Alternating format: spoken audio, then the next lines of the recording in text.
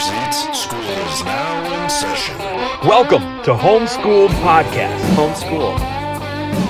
The Homeschooled Podcast. Why? Because he was homeschooled. It's time to document the journey. Welcome back to Homeschooled Podcast, and here we go. I'm Agostino Zoida. This is Homeschooled Podcast. Welcome back. It's great to see you. It's great to have you. Thank you guys for your patience. It was a long week. I had, listen, a lot of you guys don't know. Some of you do know. I work a full-time job at the same time as being a full-time comic, full-time podcaster. I ain't here to bitch and moan. I'm here to tell you that last week was crazy. It was 5 days in a row of full-time job and then shows every night. Not to mention, I'm getting ready for this special taping. I'm doing all my own bookings, get the flights, all that stuff. So anyway, thank you guys. It's been a long week. Thanks for waiting. Here's what I got for you. Speaking of the special taping, I'm going to tell you guys all about that, where you can go see me record my special. But first, this weekend, I will be in Detroit, Michigan, you guys. So there's some tickets left. They're moving. Those tickets are moving, so you guys better get on it. I'm only in town for one day only. I've never been to Detroit before. I don't know when I'll come back, so I'll come back sooner than later if we show up rolling deep with Homeschool Podcast. You guys, I'm going to be running my hour that I'm going to be recording the following week. So if you guys want to get tickets to see me in Detroit, Michigan, you can get those at AugostinoComedian.com or HomeschoolPod.com. And then the following week, May 21st. By the way, Michigan is May 15th. But the following week, May 21st, which is a Saturday, I will be in Paso Robles, California, at the California Coast Brewing Company in their special events hall. It's going to be dope. We're going to be filming my special. I got a film crew coming out. Homeschooled Entertainment is rolling deep. Too High McFly Productions is coming out. And we're gonna record a special. We're gonna do our best. I'm very proud of this hour that I've built, and I'm excited to record it finally, get an album out, get the special filmed, and we're gonna do our best to present it to you. And I got a good crew, and I'm confident that it's gonna come out great. So if you guys want tickets for that, you can also get them at Agostino Comedian or HomeschoolPod.com. It's a lot of fun. It's wine week. So you can do some wine tasting up there. You can go to my show, which is at a brewery. They make their own beer there. It's going to be great. While we're on it, speaking of which, I got another little announcement. So if you're not in the Paso Robles, San Luis Obispo area, if you're not, or if you can't make the drive up or down, you can't make it to my taping, and if you're going to be in the Los Angeles area, I got a little something else for you. If you can't make it to see me during my special taping, go to Westlake Village. There's a beer festival. All right, guys. It's called excuse me one second. I'll get it for you.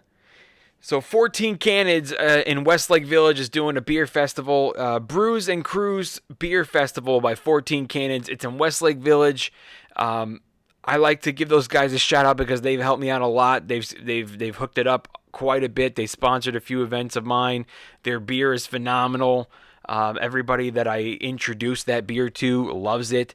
And to be honest with you guys, I want to work with them in the future. I got a little something in the works for October. It's a little too early to talk about because right now I'm focusing on this special. But in October, I've been wanting to do an Oxtoberfest, which is doing a beer festival in Oxnard. So, I want to bring everything. I want to bring food vendors. I want to bring bands. I want to do stand-up comedians, some of my closest friends that are just... You guys know who I roll with. A great comedy show. I want to have my wife do her desserts and stuff like that. We're gonna do all that. And so in the future, I really would like to contact 14 Cannons because I heard they're opening a little venue in Oxnard. That might be perfect. But anyway, we work well together. And if you guys are in town, you're not gonna be able to come out to Paso Robles and see my special taping, and you like beer. Go check out the Brews and Crews Craft Beer Festival by 14 Cannons. It's let me tell you what else. They're gonna have here. I got a little note here. Food trucks, games, local vendors, live bands. It should be a lot of fun, and there's something to do for the weekend. But if not, make the drive to Paso Robles. It's a beautiful, easy drive, and it's gonna be a lot of fun at the taping. If that is your plan, I would act soon because tickets are gonna sell out. All right. Now, the subject for today, I have no guest, I have no co-host, it's just me, a one-on-one with you, man to woman, whoever's listening, man to non-binary, whoever the fuck you are out there. The subject of today is we're talking about some of material. We're talking about material. We're talking about moving on from material. Well, first of all, it's hard for me to explain what we're talking about. Let me just explain to you what's on my mind first. So, I'm about to film this special now, okay? And you guys, I'm about ready to be done with this material. Now, I don't want to say that as like, I'm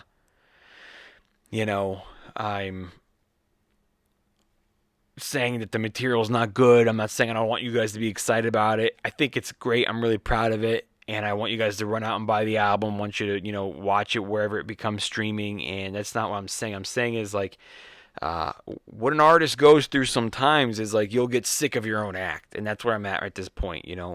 There's things to move on. And, if you're not moving on or if you're not getting sick of the repetition, I think that there might be a problem with you as an artist. So I know guys, comics that have been doing the same jokes for probably 20 plus years.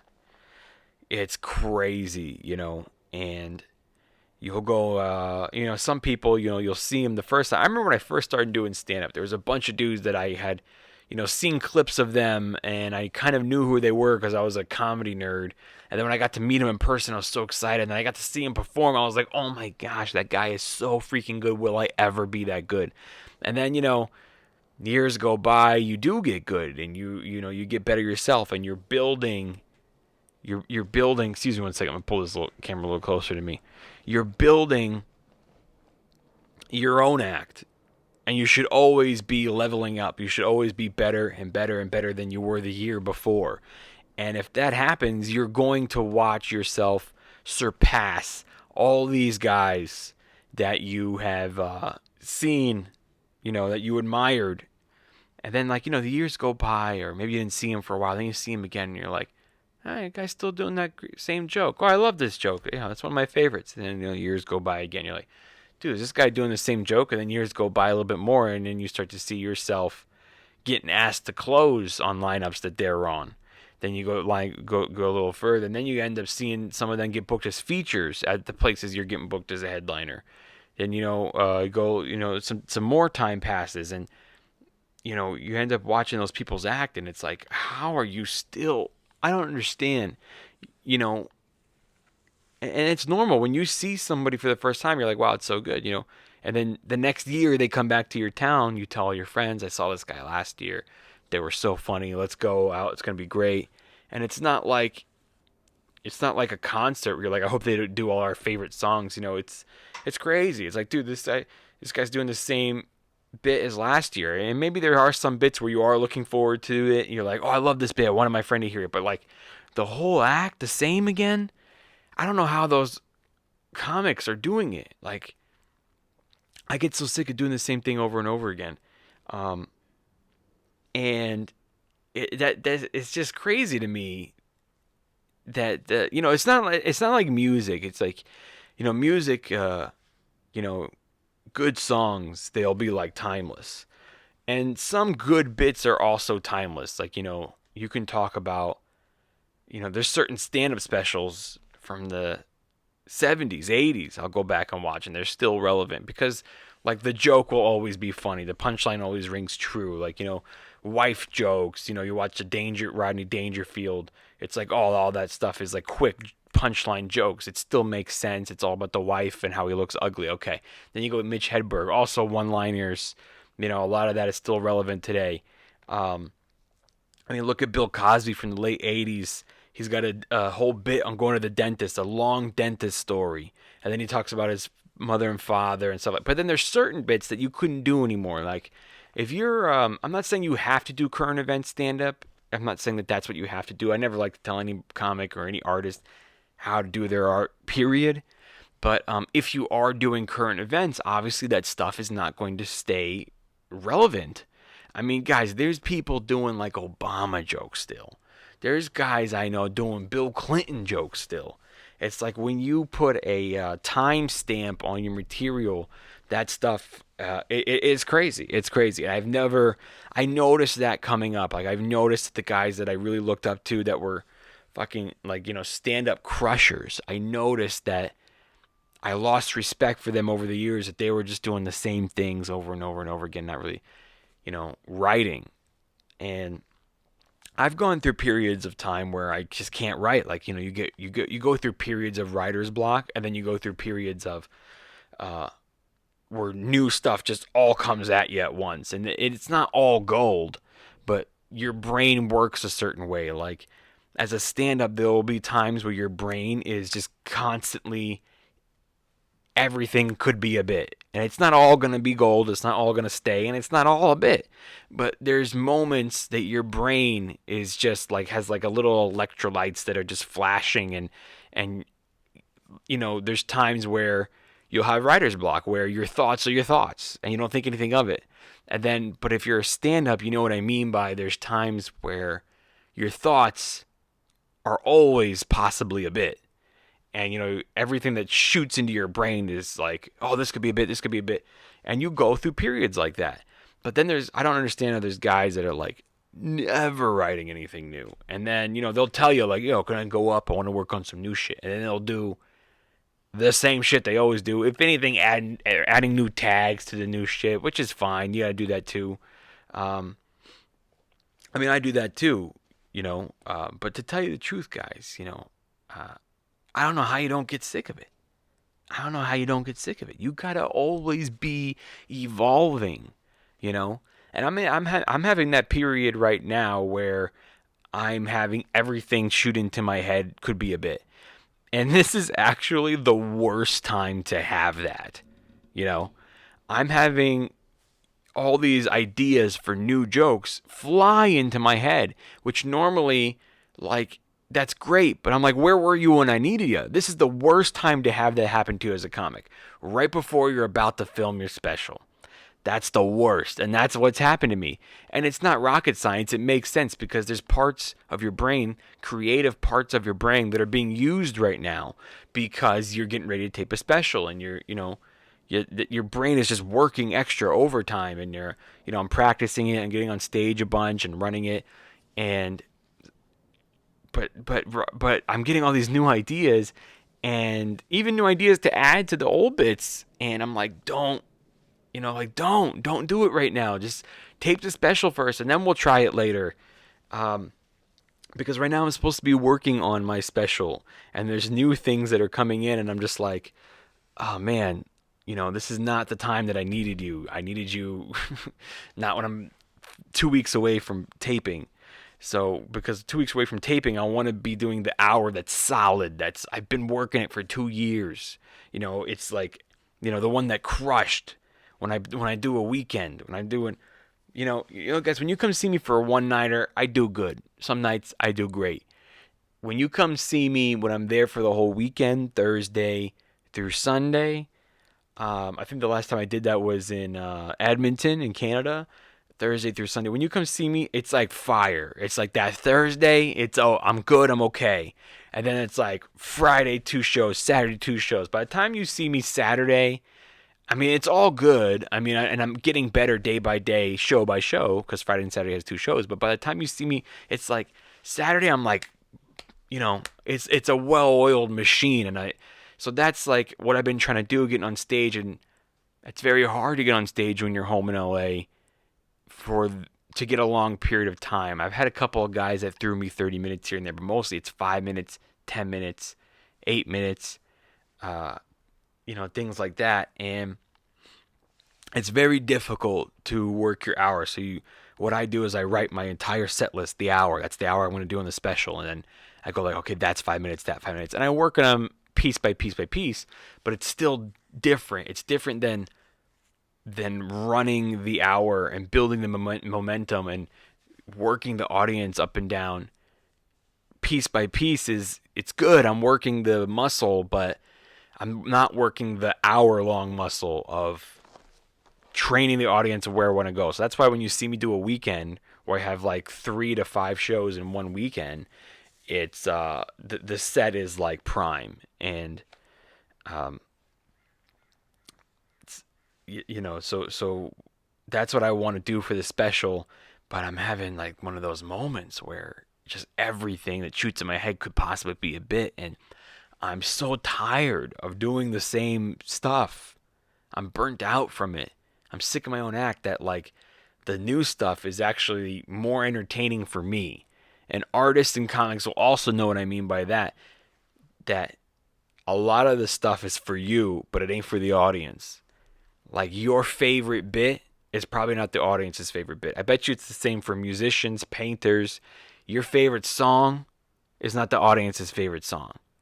And a lot of this new stuff, I'm having fun telling it. And I know I need to just do the A material, the stuff that's done. Also because I want to retire it. I want to retire the material. I mean, there's like 20 minutes on pandemic stuff that I just don't want to do anymore. That's what I mean by staying relevant. And so I just want to record it so it's done. And so that's the reason I'm staying with it. It's not such a bad thing to introduce new material to your old material and mix it in and make it better, make it build. But you know what, you guys? I need to save it because I'm still going to work. I'm still going to tour. Like the weekend after my taping, I got, 2 nights in Utah. And then I got a week in Vegas in June. And then I got another weekend in Sacramento at the end of June. It's like I'm going to need to do hours still. So I'm not going to fully be able to retire all the material. But I do have a nice chunk of stuff that won't be in the special. Plus this new stuff that I'm coming up with. Plus the new tags to the old stuff. So I'm just trying to save that so that, when you come see when you watch the special or you listen to the album, you're going to hear the hour I've built. But if you come see me live a couple months after, you're gonna see a lot of new stuff, and you might see something from the special, but it won't be the way you saw it in the special. There'll be new stuff added to it. So that's the goal, and that's how I'm maintaining all of this. But it has been a little difficult. I'm not gonna lie to you guys. It's been difficult, just with the new ideas interfering with me trying to stay focused on what I actually want to do for the special. And it's been tiresome doing the same material over and over again. Guys, I know we had a pandemic. I know 2020, I know a lot of guys that didn't. I still bump into comedians and I talk, I haven't seen you in a while. And they're like, yeah, there was a pandemic. I'm like, guy, it's fucking spring of 2022. The pandemic started in March of fucking, or the end of winter of 2020, and we're now in fucking spring, almost summer of 2022. I'm barely seeing comics show up. I finally feel comfortable to go out. But during the pandemic 2020, there's a lot of guys that didn't work at all. I was complaining about not having work, but in retrospect, I had more shows than most. I did a lot of underground spots. I did some road work in some states that were open, and but besides that, since February, as soon as the world opened again, or certain states were like fully open and I could travel, even countries, since 2020, all right? Wait a minute, I'm trying to even think. Yeah, even 2021, I went to Dubai last year. Like this month last year, I was in Dubai. So as soon as, we're talking about other countries opening. So as soon as the certain states and other countries started to open. So February of 2021, I have consistently been on the road minimum one weekend a month. Some on average 1 or 2 weekends a month. Sometimes I'd be out, for a whole week.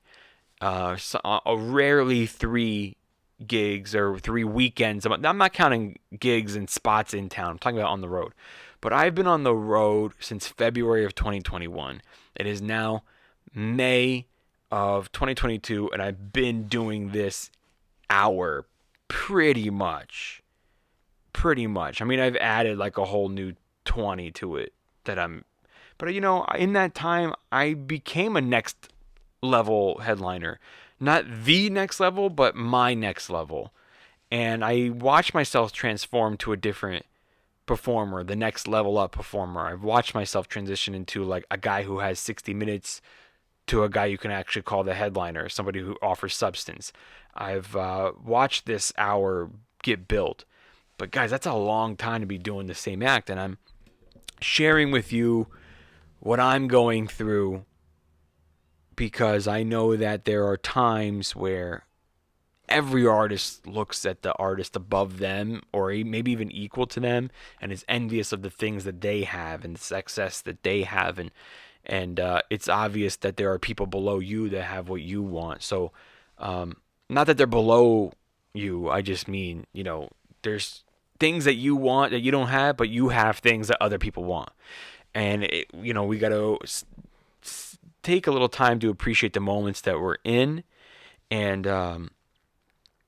but I'm sharing with you the problems that I have, and I want you guys to know what goes into making a special or doing an hour. I mean, sure, there's guys being offered specials before they even filmed it. There's guys that are getting Netflix specials. Sure, I want what they have. Sure, I want a Hulu special, you know what I mean? Stuff like that. Then there's guys that are, self-producing. And then there's all this stuff. But everybody wants what the other one has. But there's someone else who doesn't have what you have. And sure, you can go self-produce something. But it's like, I've got this hour that I'm proud of. I've seen myself make the transition into a real performer. So confidently, 13 years in, I can finally say I see myself as a contender, if you will. So it's time. It's time to record it, and this is what goes along with it, though. To those of you who are thinking about it or one day will be in this position, this is what happens to a real artist who's constantly writing. I've got all the I don't know what you want to call it, electrolytes of ideas, because my creativity in my brain is working extra time getting ready for this special, that like new ideas are going into my head all the time, and I'm trying to just hold off on them, even though I'm so excited about them because I'm sick of doing my current hour. But hang in there, hold off, because when you're excited about some material, sometimes it just works the best. When you're excited about it, because it's like, it's like if anybody's a salesman or saleswoman, any sales job you ever had, or if you had any sales training, they'll tell you that, you'll sell more if you're excited about the product. You actually have to be excited about the product, So you walk into a department store, you walk into a store in the mall, and the employees are like, "Oh my God, hi, how are you?" Good to, they're all ecstatic. You have to be enthusiastic about what you're selling. And if you've been doing the same material for 2 years, you're less enthusiastic about it. You're basically like on auto mode. And I don't want to do that. I want to be in the moment. And I tell myself, before I go on stage, like, don't be auto mode. Be in the moment. Don't be... What it feels like when you're not in the moment on stage is it feels like you're... The best way I can describe it is it feels like you're watching yourself on stage through an outside window. That's what it feels like to be in your head and not in the moment on stage. And so even though I'm burnt out from doing the same material for maybe like, year and a half, I'm reminding myself up until I tape the special, be in the moment, regardless of that set list that is your Bible that you're married to. Besides that, be a little flexible with it. Be in the moment. And, when you have new material, you're more excited about that. So you will sell that one better, But I'm trying, and the challenge is to keep those at bay until I tape this, so I have those new things to build the next set. So that's what I'm working on. These are good problems to have.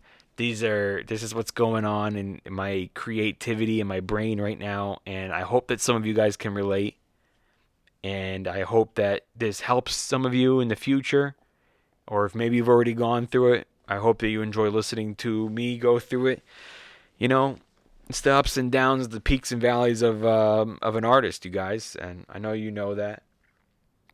But that's it. And I hope that you guys can come out to the taping. If for me, I live in Los Angeles. It's about a 3-hour drive to Paso Robles. But if you go and there's no traffic, you can do it like 2.5. And it's not just like, the 405 or the 101 the whole way. It's a really gorgeous drive. You're driving by wine vineyards. It's an easy, beautiful drive. And it's wine weekend, and the place we're filming at is just great, fun, live entertainment, cool people that own this venue.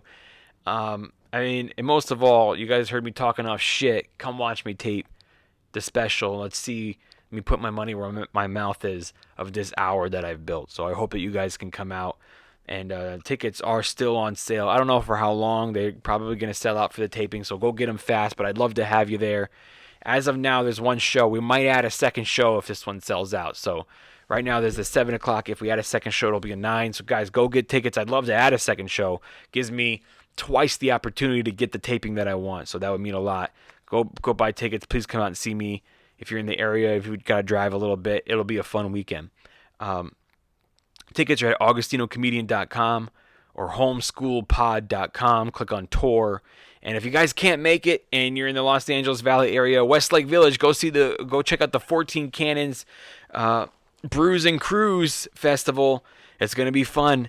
You can use the link in the description. And the reason why I'm telling you guys about this, there's no comedy, but I do support the 14 Cannons Brewery. They've always supported me. They have great, delicious beers. I'm trying to collaborate with them on something in the future for a comedy beer tasting festival here in Oxnard, California. So, but if you're looking for something fun to do that weekend, May 21st, the 14 Cannons Westlake Village, live bands. You got some games, food trucks, and of course craft beer. Use the link in the description, and I'm going to get you guys 14% off your tickets. Why 14%? Because it's fucking 14 Cannons. That's why. So if you use the code friend of 14, all caps, all one word, friend of 14. That's FRIEND of, and then the number 14, 14. Friend of 14. Use the promo code. You get 14% off your tickets. Make sure you use that link in the description. And that's for next weekend, May 21st. And if you guys are in the Detroit area, Ferndale, Michigan, I'm playing Brooks Brewing Company. I'm going to be running my hour set there right the weekend before my taping. You guys are going to be the last audience to see the hour that I'm running. So make sure you guys get tickets. They're moving. It's limited seating. I told you guys before, I'm captain 60-seater, and this place is a 60-seater. And we're like halfway sold out right now. So I'd love to sell it out, but also I want to make sure everybody gets to see it because I don't go to Detroit that often. And also there's not that much, there's not too much to do in fucking Ferndale, you guys. Come on out. Let's have some fun. I got a couple of great comics opening too. And that's it, everybody. Really quick before I go. Some of you guys have been following along. I do a little Oscar nomination talk here. So if you've been following, there's a couple episodes where we talk about the Oscar nominations. We started at 1973 and we worked our way down. And so now instead of doing whole episodes on it, I'm squeezing it in here and there. We left off on 1999. So here's what I got for you for the year 2000. Here's what was nominated for Best Picture. American Beauty, The Cider House Rules, The Green Mile, The Insider, and The Sixth Sense. Pretty decent year. What I like to talk about normally is, did the Oscars get it right? Did they get it wrong? They often get it wrong. And what I like to look at is the thing that usually wins is not usually the movie that we will rewatch and stay in our hearts forever. From this particular list, I will say that The Sixth Sense is the most rewatchable. I've seen it the most times. Definitely stays in my heart forever. I'll say the same thing about Green Mile. It's probably not as rewatchable as The Sixth Sense, but it's probably because it's a little longer, but it's just as good. The acting's phenomenal, good story. I remember watching it on Christmas Day in 1999 with my whole family. It was an emotional movie, and so that also holds a little movie magic in my heart. And American Beauty, you know what? People still talk about it, but I don't think it's as liked or has rewatched as The Sixth Sense or The Green Mile, but American Beauty won it after all. In this particular case, I'm going to say the Oscars got it wrong. I've seen bits and pieces of American Beauty, not my thing. I would have said The Green Mile probably should have won for an epic film that year, but I mean, The Sixth Sense is definitely in my movie stash of one of my favorites. And for Best Actor that year, it went to Kevin Spacey from American Beauty. I don't know if I agree with that either. Russell Crowe was nominated for The Insider. Let's see who else. Sean Penn for Sweet and Lowdown. I never even heard of that movie. Denzel Washington for The Hurricane. And Richard Farnsworth. Let's see what else. Supporting actor went to Michael Caine for The Cedar House. He went against Tom Cruise for Magnolia. Michael Clark Duncan for The Green Mile. Jude Law for Talented Mr. Ripley. You know, I gotta tell you guys, I'm not a big fan of Talented Mr. Ripley. I thought the movie was fucking stupid. Haley Joel Osment was nominated for Best Supporting. It's the kid from The Sixth Sense.